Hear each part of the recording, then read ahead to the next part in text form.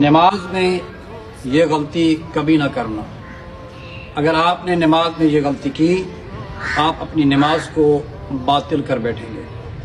نماز کے واجبات میں سے ایک ایسا واجب، نماز کے واجبات میں سے کچھ واجبات رکنی ہوتے ہیں اور کچھ واجبات غیر رکنی ہوتے ہیں۔ واجبات غیر رکنی ان واجبات کو کہا جاتا ہے کہ اگر انسان جان بوجھ کر چھوڑ دے تو نماز باطل ہو جاتی ہے، لیکن اگر بھول کر انسان سے رہ جائے، چھوٹ جائے تو پھر نماز باطل نہیں ہوتی، پھر اس کے لیے اس کا تدارک کرنا پڑتا ہے، سجدہ سہو دینا پڑتا ہے۔ وہ ہم بعد والی ویڈیو میں بتائیں گے کہ واجبات رکنی اور واجبات غیر رکنی کون کون سے۔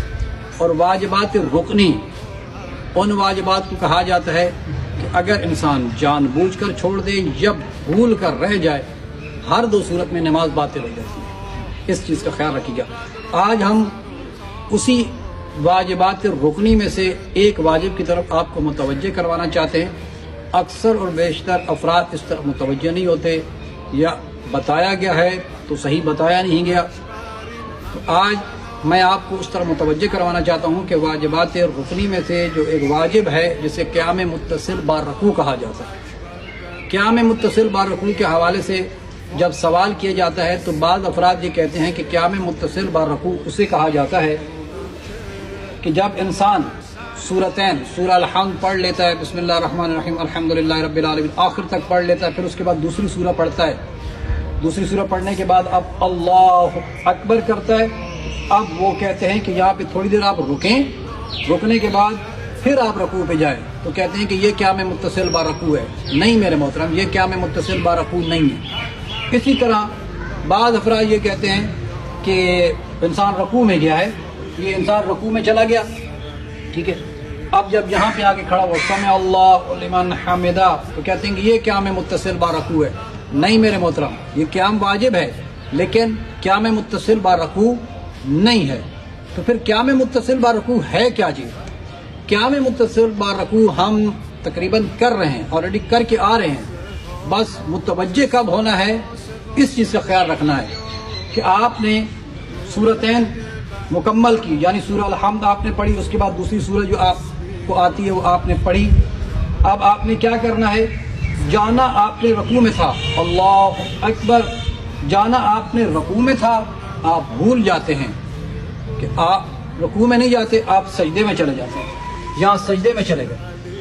ابھی آپ نے سر سجدے میں نہیں رکھا اور آپ کو خیال آیا، یاد آ گیا کہ میں نے تو رکوع کیا ہی نہیں ہے، تو اب کیا کرنا چاہیے؟ اب بعض افراد کیا کرتے ہیں، وہ یہیں سے آ کر یہیں پہ رکوع میں کھڑے ہو جاتے ہیں۔ نہیں میرے محترم، اگر ایسا آپ نے کیا تو آپ کی نماز باطل ہو جائے گی، کیونکہ آپ نے قیام متصل با رکوع نہیں کیا۔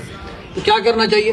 تو یہاں سے اسے بالکل سیدھا اسٹریٹ کھڑے ہونا چاہیے، اسٹریٹ کھڑا ہوگا، اسٹریٹ کھڑے ہونے کے بعد اب یہ رکوع میں جائے گا، تو اسے کہتے ہیں قیام متصل با رکوع، یعنی قیام سے رکوع میں آنا، اسے کہا جاتا ہے قیام متصل با رکوع، کہ اب آپ قیام سے اب آپ جو ہے وہ رکوع میں جائیں گے۔ اب ایک بات تو میں نے کہی کہ آپ بھول کر آپ نے رکوع کرنا تھا، آپ نے رکوع نہیں کیا، سجدے میں چلے گئے، آپ کو یہاں پہ یاد آیا، سجدہ نہیں کیا تھا، آپ کو یاد آ گیا تو آپ پیچھے چلے گئے۔ اب ایک مرتبہ ایسا ہوا کہ میں سجدے میں چلا گیا، یہ میں سجدے میں چلا گیا، ایک سجدہ میں نے کیا اور مجھے یاد آ گیا کہ میں نے تو رکوع کیا ہی نہیں ہے، تو اب کیا میری نماز باطل ہو گئی؟ نہیں میرے محترم، آپ کی نماز باطل نہیں ہوئی۔ کیوں؟ کیونکہ آپ نے ایک سجدہ کیا تھا، دو سجدے کرنے کے بعد، یعنی دو سجدے جب بندہ کرتا ہے تو پھر جا کر ایک رکن بنتا ہے، تو ابھی آپ کا رکن مکمل نہیں ہوا۔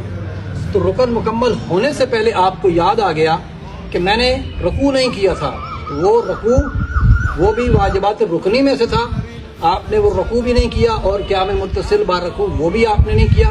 تو اب آپ کو یاد آ گیا ایک سجدہ کرنے کے بعد کہ میں نے رکوع نہیں کیا، تو اب آپ واپس سیدھے کھڑے ہو جائیں گے، سیدھے ہو جائیں گے، سیدھے کھڑے ہونے کے بعد اللہ اکبر، اب آپ رکوع میں جائیں گے، رکوع میں جا کر پھر کھڑے ہو کر پھر آپ سجدے میں جائیں گے، پھر دو سجدے آپ دوبارہ دیں گے۔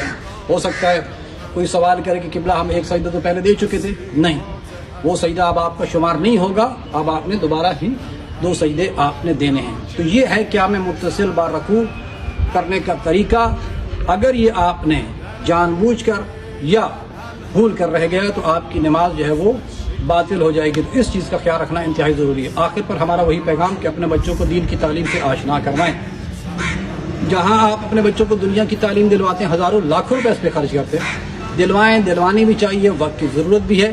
وہاں پر آپ کی ذمہ داری ہے اور شرعی ذمہ داری ہے کہ اپنے بچوں کو دین کی تعلیم سے بھی آشنا کروائیں، انہیں واجبات کے بارے میں بتائیں، انہیں مستحبات کے بارے میں بتائیں، انہیں عقائد کے بارے میں بتائیں. تو اس چیز کی بھی آپ کی یہ ذمہ داری ہے. ہمارا یہ پلیٹ فارم ابتدا سے بچوں کو دین کی تعلیم دیتا ہے.